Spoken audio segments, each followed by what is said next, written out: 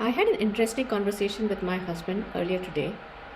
In a video 2 days ago, I had mentioned the fact that when I did a 6-day water fast, I lost about 2 pounds per day or about 12 pounds in total. And once I started eating back to my normal way of eating, so once I resumed that, within 3 to 4 weeks, I was back to my previous weight. So it was as if that weight loss due to fasting had never happened.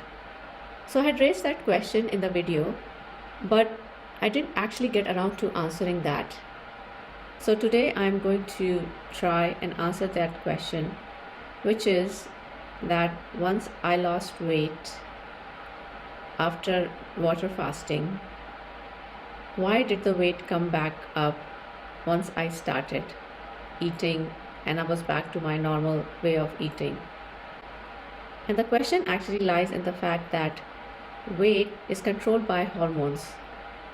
Weight is not exactly a calorie balance problem, it's a hormonal balance problem. So once I started eating and I was back to my same way of eating, essentially implied that the hormonal balance in my body was the way it was before the fast. So the 6-day fast essentially did not change the hormonal profile, the hormonal balance in the body to such an extent that the hormone change persisted after coming back to a normal way of eating. So the flip side of this is that if you want to have a sustained weight loss, then you have to have a sustained change in the hormonal balance. The body does not understand calories. The body understands the language of hormones. The body doesn't care how many calories came out or how many calories went in.